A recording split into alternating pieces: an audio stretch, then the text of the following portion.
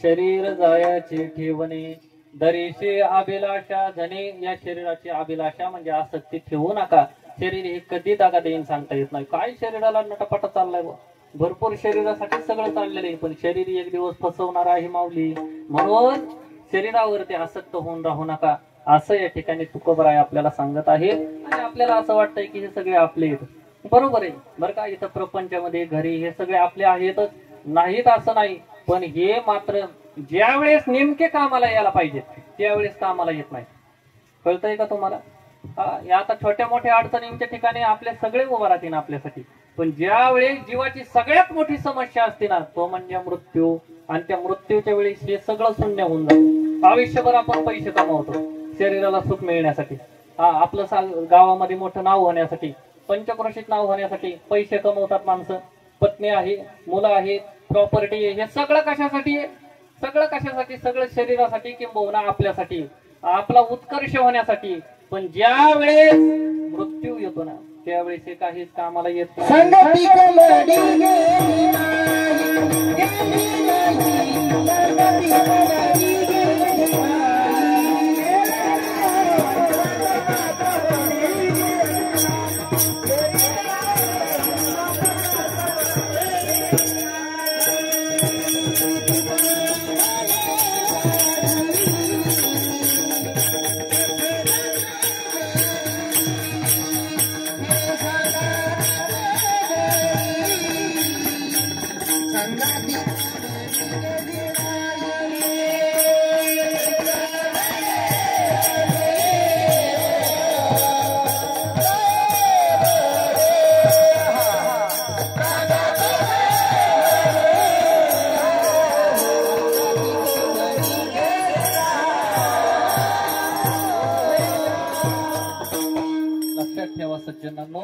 महाराजांनी प्रमाण दिलं.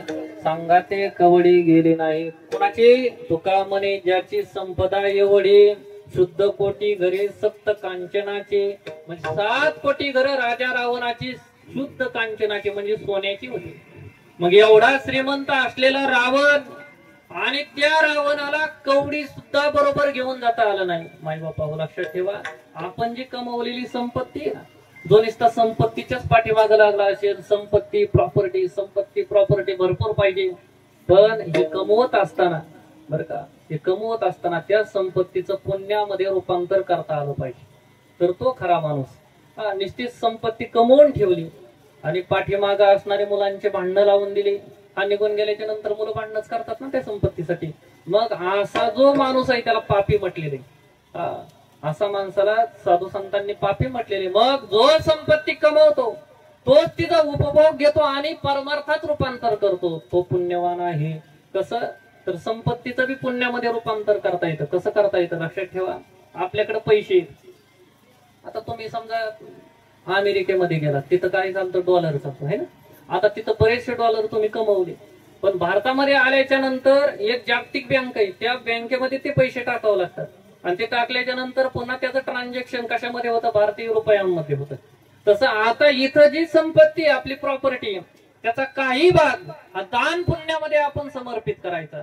मग त्याचं ट्रान्झॅक्शन पुढे असणार परमेश्वराचे काय होते, जवळ जाण्यासाठी भक्तीमध्ये रूपांतर होत असते.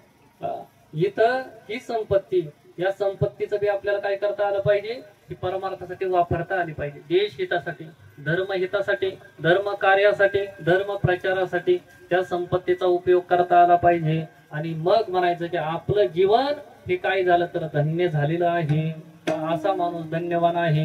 नाहीतर तो जर का नुसता प्रॉपर्टी कमवित असेल ना, तर त्या प्रॉपर्टी नुसता कमविण्याला काही उपयोग नाही. लक्षात ठेवा, हजारो कोटी रुपये तुमच्या बँकेमध्ये पडून आहेत, हजारो कोटी रुपये, आणि अंतकाळ आलेला आहे. त्यावेळेस तुम्ही यम धर्मराजाला हात जोडून विनंती करायची, धर्मराजा माझी हजारो कोटीतील 10,000 कोटी प्रॉपर्टी तुझ्या नावची करून देतो, पण 1 मिनिट मला फक्त आयुष्य वाढवून दे. किती? 1 मिनिट आयुष्य वाढवून दे. तरी यम धर्मराजा आपल्याला 1 सेकंद सुद्धा आयुष्य वाढवून देणार नाही. म्हणून तुकोबराया म्हणतात, सत्ता संपदा राहील ठाई, काहीही कामाला येत नाही, पद प्रतिष्ठा कामाला येत नाही. लक्षात ठेवा, काहीच कामाला येत नाही अंतकाळी. अंतकाळी जर का कामाला काय येत असेल तर करा हरिभक्ती, येईल पुढे कामा, सोडविल यमापासून विठ्ठल.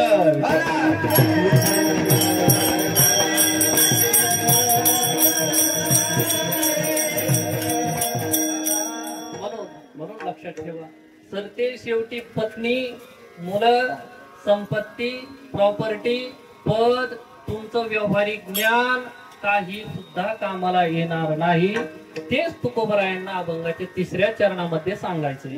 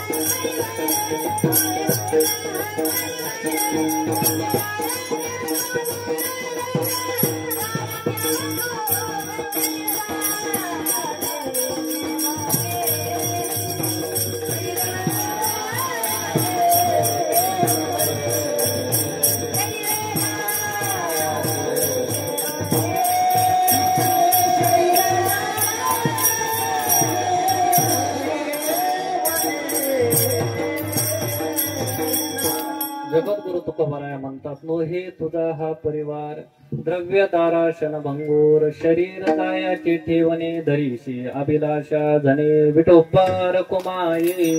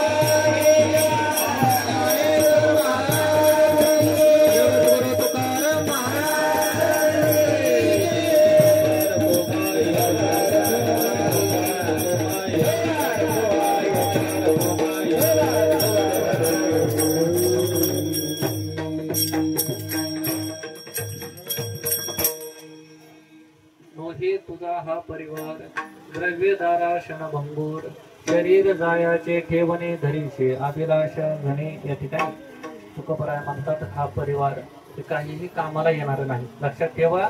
मग यांच्यामध्ये राहत असताना कसं राहायचं तर त्या परमार्थाचं थोडक्यात वर मग तुमच्या पुढे मांडतो. ही सगळी जी मंडळी येत ना तर ते श्री हरी स्वरूप आहेत.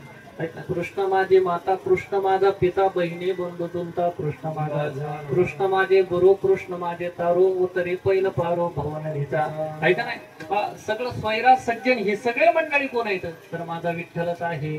माझे पत्नी विठ्ठल स्वरूप आहे, मुलं विठ्ठल स्वरूप आहे, आप्तेष्ट सगळे सोयरे हे पांडुरंग स्वरूपच आहे. आणि पांडुरंगाच भक्ती करण्यासाठी पांडुरंगाने जी संपूर्ण संपत्ती मला प्रदान केलेली असा समर्पित भाव आपण ठेवायचा आणि असा भाव ठेवून प्रपंच करायचा. त्यावेळेस आपण मुक्तीच्या दिशेने चाललो असं समजता येईल. त्याच्यामुळं आपला श्रीहरी आपला होत असतो असं आपण परमार्थ केला पाहिजे बरं का. आता निवेदित कीर्तनाची वेळ आहे तर ती संपली. 12 ते 1 हा पितरांचा काळ असतो. 1 तासामध्ये आपण त्यांना इथं त्यांची आरती घेतली पाहिजे, फुलं टाकली पाहिजेत अशा पद्धतीचं असतंय. आपलं कीर्तन खूप उशिरा चालू झालं नाही का नाही सगळे. त्याच्यामुळे एक 10 मिनिटं फक्त जास्त काही घ्यायचं नाही. वेळ झालेली फक्त फुलं जे वाटणार आहेत त्यांनी त्या ह्याच्यामध्ये ते वाटतात ना तुम्ही फुलं टाकतात ना. वर्ष श्राद्ध म्हटलं की वर्ष श्राद्ध का करायचं, कोणत्या संस्कारातून हे आलेलं आहे, आपले भारतीय संस्कृती काय सांगते नाही का नाही. वर्ष श्राद्ध केलंच पाहिजे. 16 संस्कार सांगितलेले आहेत. तर कोणते आग्नेय संस्कारापर्यंत हे संस्कार आहेत आणि तिथून पुढचे सगळे विधी असतात. वर्ष श्राद्ध हे नुसतं एकच दिवसाचं नाही, ते 12 वर्ष हे एका वर्षामध्ये 12 होत असतात. आता हे 12 होईल म्हणजे आपण जे मासिक जीव घालतो ना ते बी श्राद्धच असतं. आणि त्याच्यापासून गेलेला जो जीव आहे त्याचा पिंड तयार होत असतो, थोडा शरीर तयार होतं आणि त्याची पुढची गती त्याला मिळत असते. आज 1 वर्षाने पूर्ण तो जीवात्मा यम धर्मराजाच्या दारात जाऊन उभा राहतो आणि बरोबर 12च्या पुढे 1च्या कालावधीमध्ये इथलं पुण्य घेऊन तो जीवात्मा तिथं काय करतो तर धर्मराजा चित्रगुप्त जो असतो तर तो चित्रगुप्त त्या असणाऱ्या जीवाच्या पाप पुण्याचा लेखाजोखा काढतो असं गरुड पुराण शास्त्रामध्ये सांगितलेलं आहे. आणि मग त्याला पुढची गती मिळते असं सांगितलेलं आहे. असा ओघ आहे, अशा पद्धतीने ही पद्धत आहे. ठीक आहे.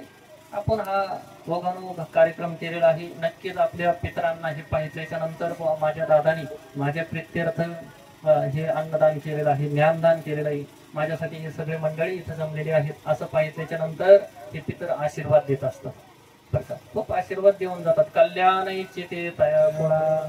आणि जर का नाहीच केलं पितरांच्या प्रित्यर्थ दान पुण्य विसरून गेली माणसं, काही दशक्रिया बी केली नाही तर पितर त्यांना शाप देतात.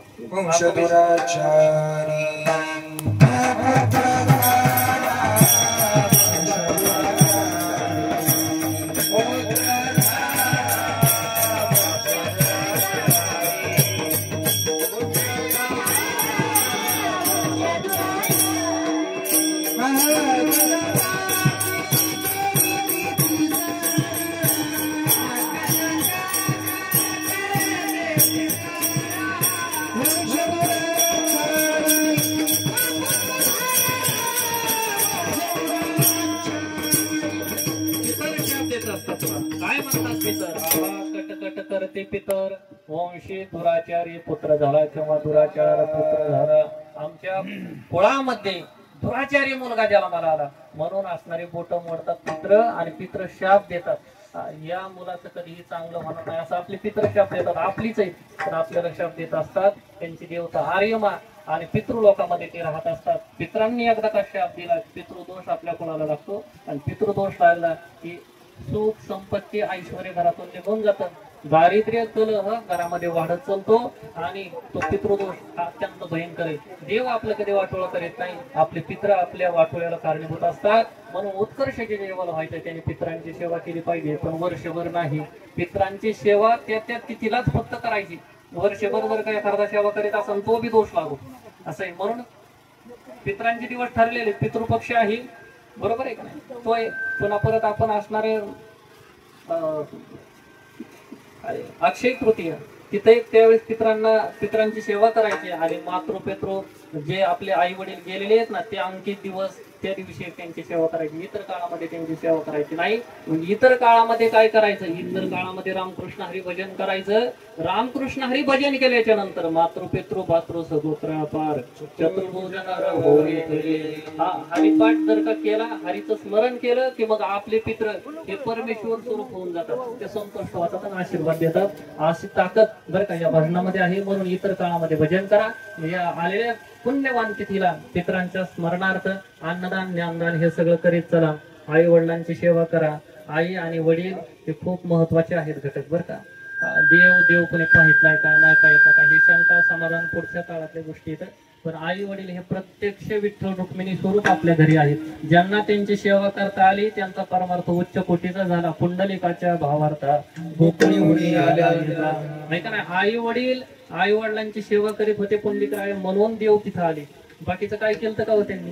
जप जाते काही करीत नव्हते, आई वडिलांची सेवा करीत होते. म्हणून आपल्या घरी विठ्ठल रुक्मिणी स्वरूप आई वडील आहेत. आणि ते जर का आजच्या अशा वातावरणाने गुरांच्या गोठ्यामध्ये असतील, त्यांना चालता येत नाही, त्यांना जास्त बोलता येत नाही, आता एका जागेवर बसलेले येतं गुरांच्या गोठ्यामध्ये. आपण जर का आपल्या घरामध्ये आईस पैस राहत असतो तर लक्षात ठेवा, त्याच्यासारखं महापाप या जगाच्या पाठीवरती दुसरं कोणतं नाही.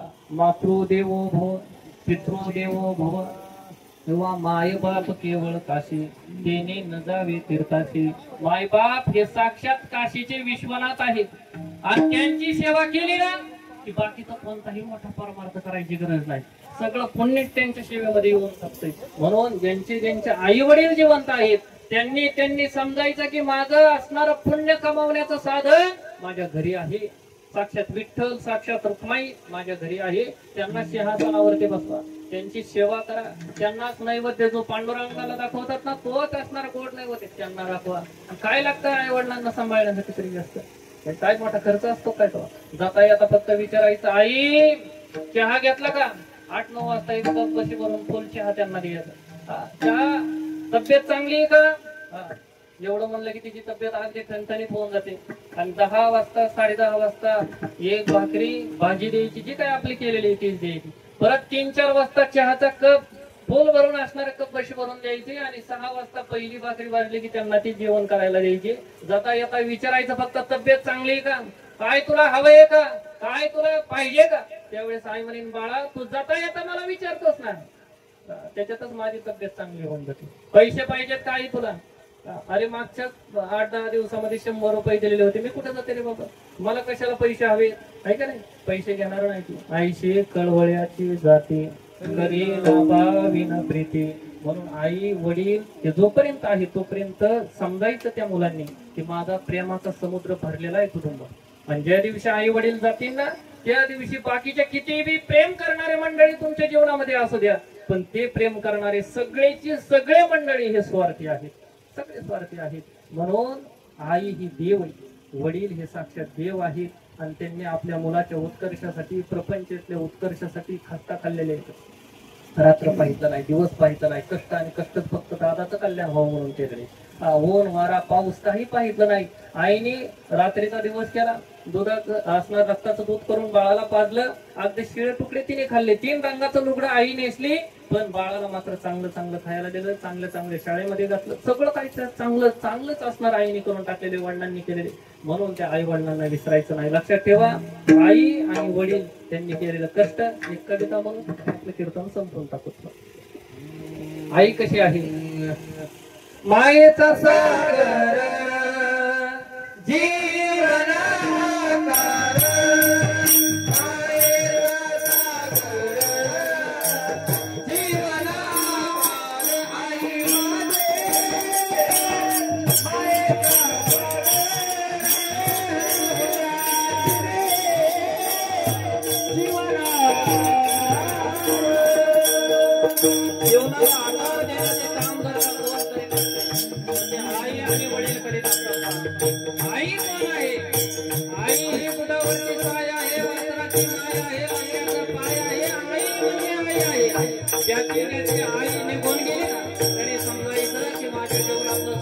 संपून गेलं. आता खरं प्रेम करणारं अस्तित्व विरोधी मूर्ती आता राहिलेली नाही, ती आई होती. असं म्हणतात सज्जनांनो, दगाड गेलेला चंद्र पुन्हा दिसतो, दगाड गेलेला पुन्हा दिसत नाही. म्हणून आई आणि वडील जोपर्यंत आहेत ना तोपर्यंत त्यांची सेवा करायची, त्यांना देव मानायचं. आईने आणि वडिलांनी काय काय केलेलं आहे आपल्यासाठी तो कविताकार सांगतो. असं ऊन पाहिजे नाही, टिकल पाहिजे नाही, पण दुसऱ्याच्या बांधावरती ते आपल्या दादाचं कल्याण करून देण्यासाठी, प्रपंचाचा उत्कर्ष करण्यासाठी फिरती पा.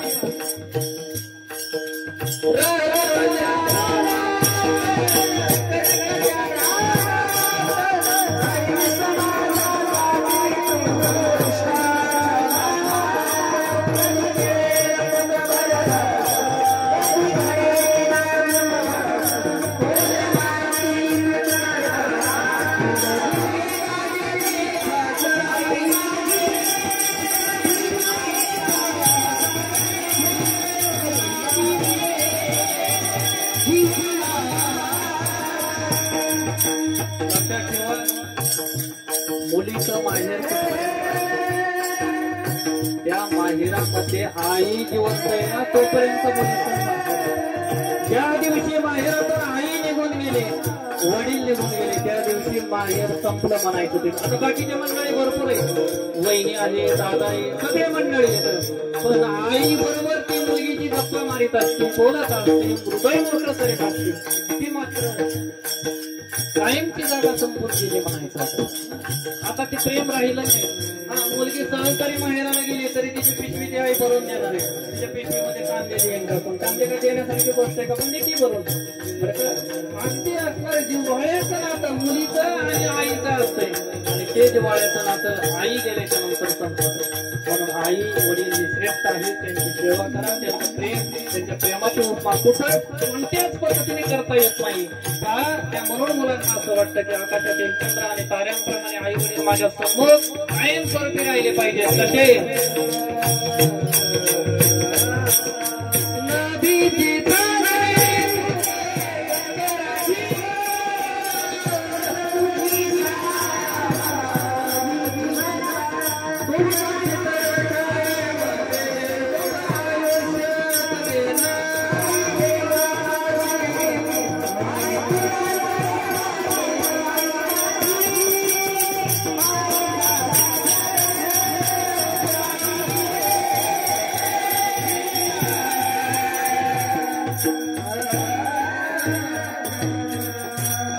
कसे सेवा सज्जनांनो, ज्यांचे ज्यांचे आई वडील आहेत ना त्यांनी सेवा करा, त्यांची भरपूर सेवा करा, भरपूर सेवा करा. कारण की सेवेची कीर शरीरे लोणकीचे, ही शरीरच त्यांच्या सेवेसाठी समर्पित करा असं म्हटलेलं आहे. आणि त्या आई वडिलांना विसरा. आता वृद्धाश्रम आहे महाराष्ट्रामध्ये, नाही का नाही, ज्या महाराष्ट्रात पुंडलिकरायाची आई वडिलांची सेवा करून पंढरीनाथ पांडुरंग परमात्मा उभे राहिले, त्याच महाराष्ट्रामध्ये आज वृद्धाश्रम आहे. त्याच महाराष्ट्रामधील ही मंडळी आई वडील गोठ्यामध्ये ठेवणारे आहेत. म्हणून त्या आई वडिलांना कधी विसरायचं नाही. कडे विसरू नको आई बापाला, विसरू नको आई बापाला.